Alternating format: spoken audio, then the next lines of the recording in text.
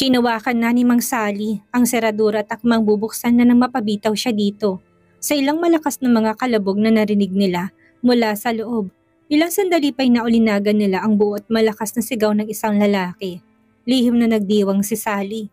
Paniguradong nagsisimula na itong angkinin ng katawan ni Althea at nagpupumiglas dito ang babae. Sila ba yon? Opo sir. Tabi at ako magbubukas. Siguradong sigurado si Sally na oras na makita ni Renz ang itsura sa loob ni Althea ay hindi na nito magagawa pang ipagtanggol ang sarili. Yun ang ebidensya, wala na itong takas. Sa Renz yun kaya imposibleng konsintihin niya si Althea kahit pa may kasalanan din siya para masira ang kasal nila.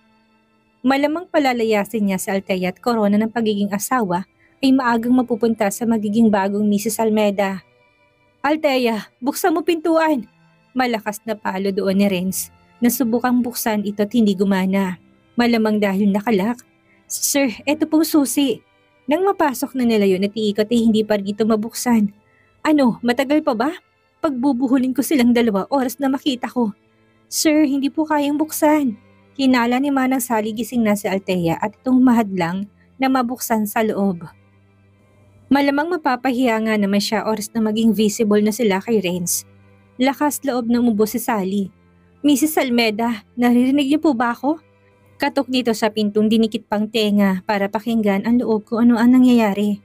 Narito po sa labas si sir, wala na po kayong takas kahit anong gawin niyo. Ang mabuti pa'y harapin niyo na lang siya at mag-explain sa nangyari. Hindi na makapaghintay sa Renz na nagpupuyos na sa galit. Nangangalit ng mga ngipin nito sa nagbabagang puot. Sino nagbigay ng karapatan sa babaeng ito para iputan siya sa ulo?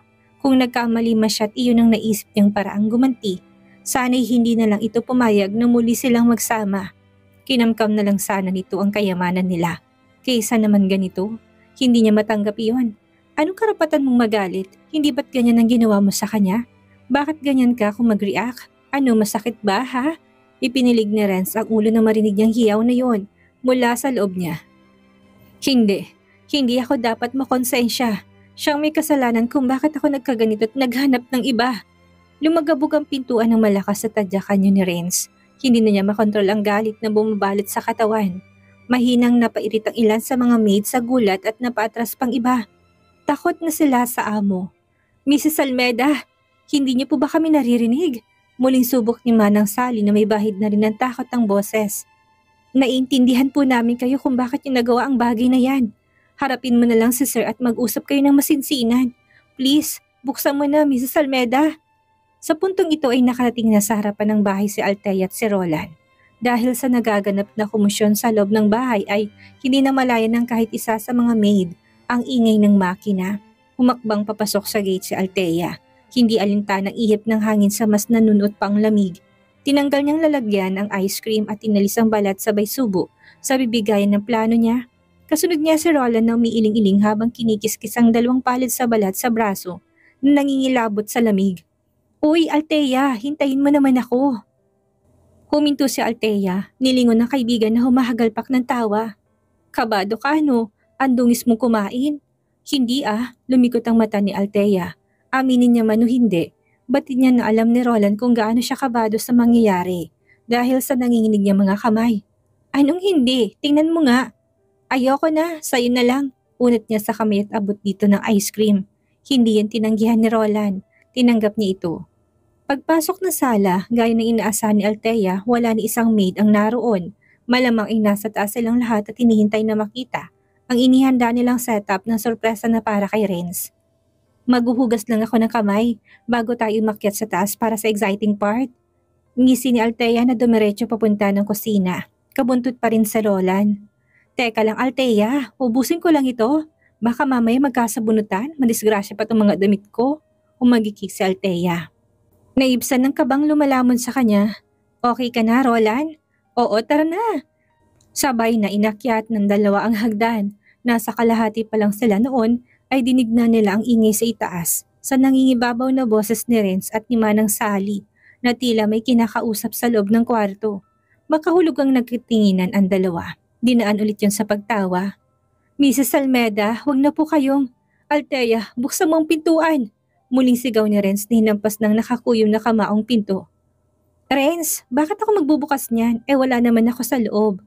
Sabay-sabay na napabaling ang lahat ng naruroon sa pinagmulan ng boses ni Althea. Gulantang ang unang ramihistro sa mukha ni Manang Sally. Nakulang na lang ay bumagsak at umandusay sa sahig. Anong nangyari? Bakit nandito si Mrs. Almeda gayong sigurado siyang dinala nila ito sa loob ng kwarto? Oh, bakit parang nakakita kayo ng multo? Buhay pa naman ako, di ba? Humagalpak ng tawa si Althea sa hindi maipintang mukha ng mga maid, lalo na si Sally na nakahawak na sa kanyang dibdib para itong aatakihin sa puso anumang oras.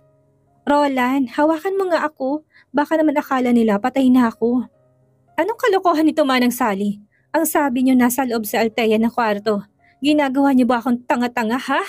Sir, sino yan kung nasa loob si Althea? Doppelganger niya? Kakambal ha? Turo ni Renz kay Althea habang isa't isa ng kanyang hininga. Sagutin mo ko Manang, sino yan? Si Mrs. Almeda po sir. Lumapit pa si Althea sa kanila. Ito ng oras para siya naman ang umarting tinuro ni Roland sa kanya. Teka lang, ano bang nangyari? Mabilis na nagtabihan ng mga maid sa ginawang paglapit ni Althea. Manang Sally? Napatungo ng matanda, hindi na alam ko ano pang sasabihin. Ano bang meron sa loob ng kwartong yan at dyan niyo ko hinahanap? Hindi naman itong silid ko. OMG! Meron bang tao sa loob niyan? Biglang nagpanik na si Manang Sally. Alam niyang pinapakagat lang sila ni Althea. Palaisipan pa rin sa kanya kung paano ito nakalabas. Mrs. Almeda, hindi ba't nagpapahinga ka na sa silid mo? Paano nangyari na galing ka? OMG!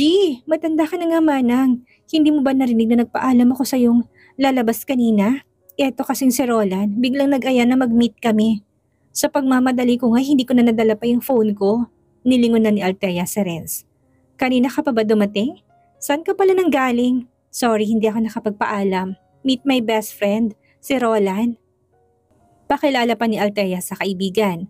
Naisip nila na sa halip na magwala siya at diretsang ipahiya ang maid, maano bang hayaan nilang si Renz mismo makadiskubre ng lahat? Manang Sally, kailangan mong paliwanag sa akin tungkol sa binibintang niyo kay Althea. Umiling-iling ng matanda. Hindi na alam ko anong sasabihin sa amo nilang lalaki na sagad na sa kaluluwa niyang nalilisik na mga mata. Ang ganda na ng plano niya. Almost perfect na sana yun kung hindi lang ito sinira ni Althea na hindi pa rin niya alam kung paano nakalabas sa silid nang hindi napapansin ng kahit na isa sa kanila. Sinong nasa loob ng silid kung nandito sa harap namin ngayon ang Mrs. Almeda? Mali ba kami nang pinasok kanina? Hindi. Imposible. Ang Mrs. Almeda yun. Walang iba. Bagamat wala ng lusot, sinubukan pa rin ng matandang mga tuwiran. Pero sir, hindi lang po ko ang nakakita kaninang pumasok si Mrs. Almeda sa loob. Marami po kami. Gagawin niyo pang sinungaling ang mga mata ko. Kita niyo rin naman siya, hindi ba? Ayan siya sa harap natin. Wala siya sa loob ng kwartong kagaya ng iginigiit at sinasabi mo Manang. Yamot na ang tono ni Renz. Kung hindi lang matanday baka nasapak na niya ito sa mukha. Salit-salitang naging tingin sa kanila ni Althea. Maya-maya pa'y sumabat na siya sa tila walang pagiging katapusang pagtatalo nila. Nakakarindi na parang wala namang patutunguhan. Puro sumbatan. Bakit hindi na lang natin buksan ang pintuan at tingnan natin kung sinong nasa loob niyan? Para matapos na hindi ba? Baka nga naman nandyan ako sa loob at isang multo lang pala itong kaharap niyo ngayon. Renz? Magandang suhestyon na isip ni Althea na napuno ito ng sarkasmo. Sinang-ayunan niyo ni Renz na kagad sinanyasan ng matandang buksan ng pinto. Unlike kanina, mabilis lang yung nabuksan ngayon. Pagkabukas na tinulak yun ni Renz. Tumambad sa mga mata nilang katawan ng isang lalaki na katalikod sa kanilang banda. Wala itong suot na damit pang itaas kaya naman lantad ang magandang katawan. Pang ibaba lang ang tanging may takip dito. Mabilis nitong itinaas ang dalawa niyang kamay na parang sumusukong na maramdamang bumukas ang pinto. Unti-unti siyang humarap sa kanila. Sir, wala po kung alam sa nangyayari. Hindi ko rin alam kung paano ako napasok sa silid na to. Kabadot na utal na wika ng lalaki. Gumalang mga mata ni Leon sa paligid at nang tumama yun kay Manang Sally, ay walang pakundangan niya itong tinuro. Siya po sir, siyang huli kong kausap. Natatandaan kong binigyan niya ako ng baso ng juice. Pagkatapos kong inumin yun, wala na akong maalala na magising ay, heto, nasa loob na ng kwarto at walang kasama. Nasaan ang damit mo? Isuot mo muna bago ka magpaliwanag. Nanginginig ang mga tuhod na nagkukumahog na itong tumalima. Tumatagaktak ang pawis na hinalughog niyang loob ng buong silid para hanapin kung nasa ng pang-itaas na damit. Nang makuha ay kagad niyang sinuot na hindi na halos niya nabaligtad sa pagkataranta. bago ito muling lumabas para mag-explain ng kanyang side sa mga naghihintay. Sir, Mrs. Almeda, maniwala po sana kayo, wala akong kinalaman. Pinipiling mabuti ng mga gwardyang kinukuha ng pamilya Salmeda para magtrabaho sa kanila. Ang pangunahing requirements ay dapat na may malaking bulas at malakas na pangangatawan. At dahil pasado sa Leon, kaya ito nakuha at pinagkatiwalaang mabuti. Bilang gwardyang naka-on duty, required na bang tumanggap kayo ng kung anong ibibigay ng mga maid, lalo na sa hindi naman oras ng pagkain? Ano bang inyong training? Dapat ay focus sa trabaho. Maganda pong approach niya. Katuwiran ni Leon na umayos ng tayo sa harap ni Renz. Sobrang friendly sa akin, sir. Hindi ko po naisip na kahit pa kung may magnanakaw na pala o masamang loob na may planong saktan sa mga nakatira sa bahay na to at magandang approach sa iyo at friendly. Hahayaan mo lang na makapasok sa pamamahay na to para merong mapahamak? Anong klaseng mindset meron ka? Utak ba yan isang... Teka lang, Renz, bakit siya lang pinapagalitan mo? Siya na nga ang biktima dito, di ba? Bakit siyang pinupuntirya mo? Singit na ni Althea. Hindi siya papayag na kung kanino lang mabubunto ng lahat ng sisi, lalo na sa hindi karapat-dapat. Hindi ba at sabi niya binigyan siya ng juice ni Manang Sally? Tapos itong si Manang Sally sinasabi niya sa'yo na nasa loob ako ng kwartong yan. Tapos wala naman. Hindi mo pa rin babagets na ang lahat ng ito ay... Biglang lumuhod si Manang Sally kinagulat ng lahat. Natutup ng mga kasamahan nilang bibig. Naging dahilan din yon para maputol ang mga sasabihin pa sana ni Althea kay Renz na nabaling ng mga mata sa ginagawa ni Sally. Mrs. Almeda, hindi siya pinansin ni Althea na saglit lang sumulyap. Muli itong tinuloy ang kanyang mga sasabihin. Kung iisiping mabuti, Renz, nakakatawa di ba? Sino sa tingin mo gumagawa lang ng kwenta sa dalawang ito? Ang gwardya ba o si Manang Sally? Sir, hindi po totoo yan. Maring iling ni Manang Sally, nangingilit ng masaganang luha sa kanyang mga mata. Wala po akong masamang ginagawa. Hindi po akong salarin sa lahat ng ito. Hindi po ako, sir. Nagpanting ng tenga ni Althea sa narinig. Otomatikong umigas ng isang kamay niya sa pisngi ng matandang nagulat sa ginawa niya. Nagulat din doon si Althea.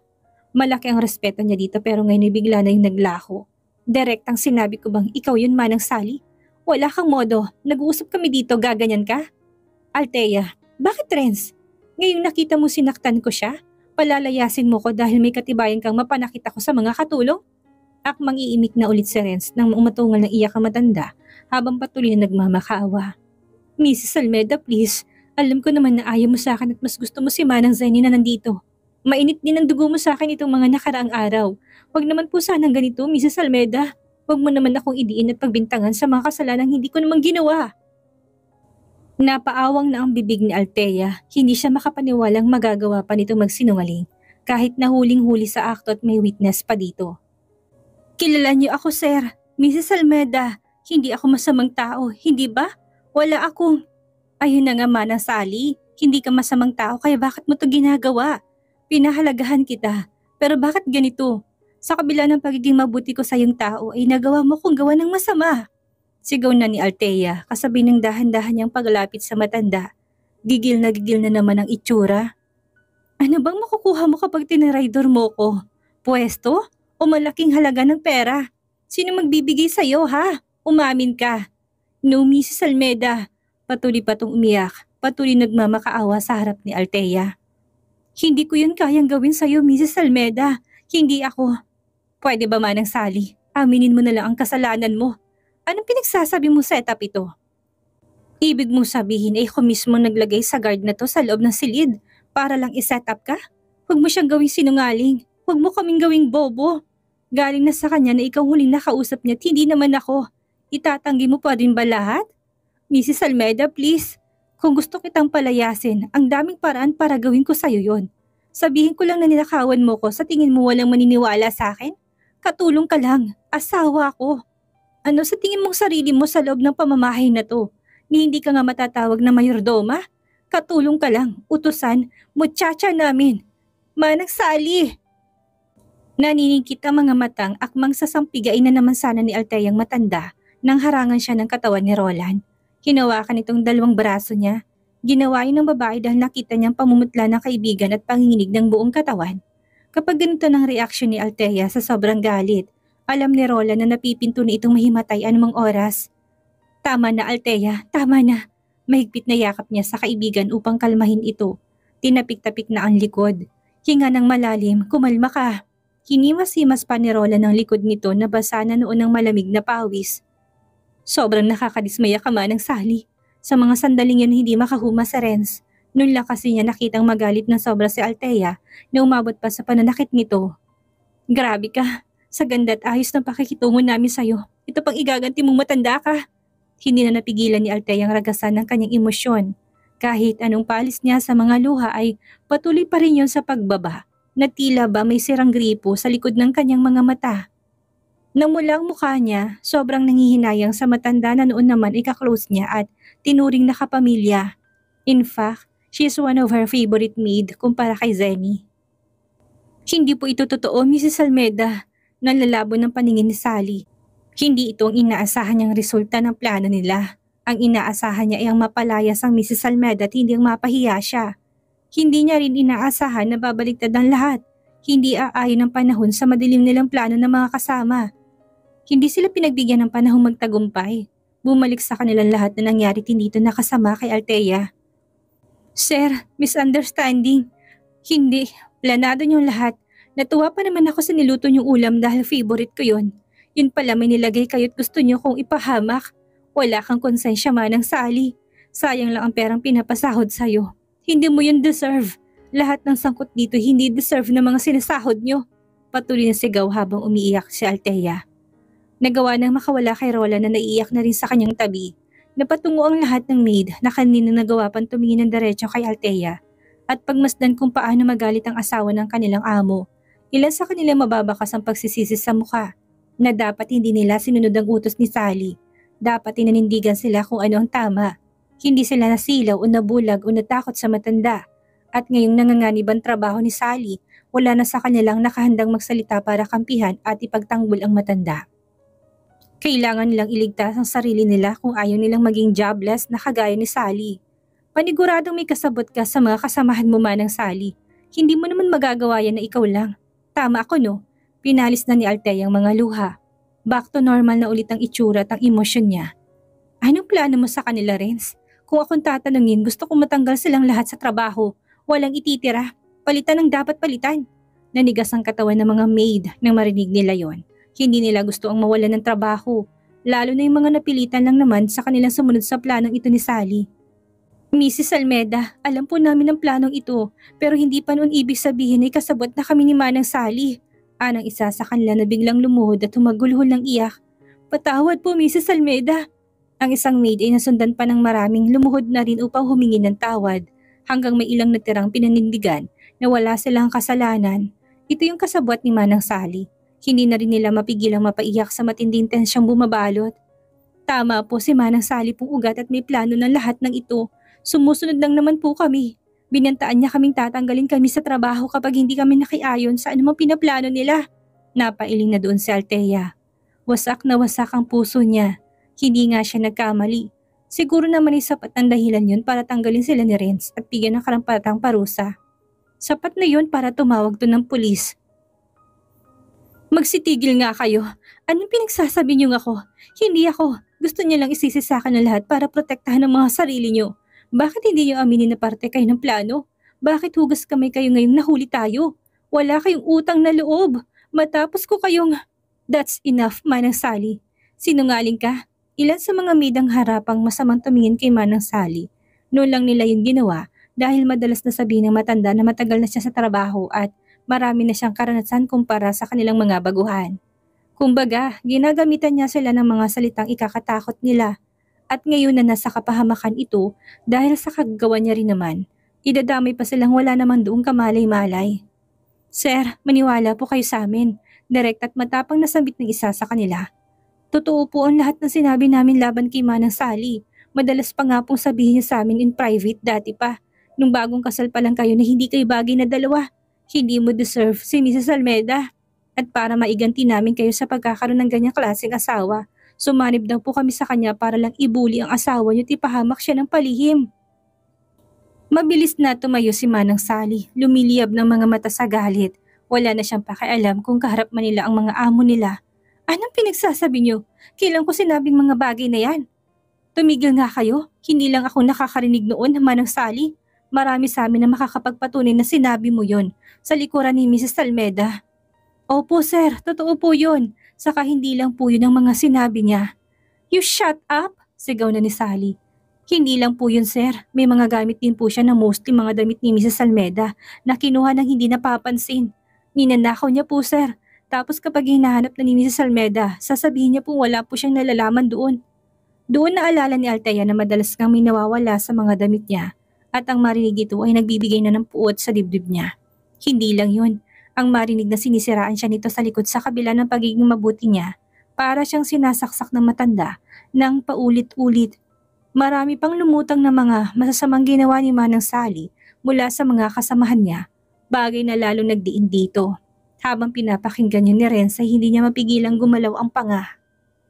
Sa sobrang galit sa maid, lalo nang marinig na kapag may nakakalat na pera ay kinukuha nito at walang ngiming sinisilid sa bulsa. Tama na! Umalingaw-ngaw na sigaw ni Renz na rinding-rindi na.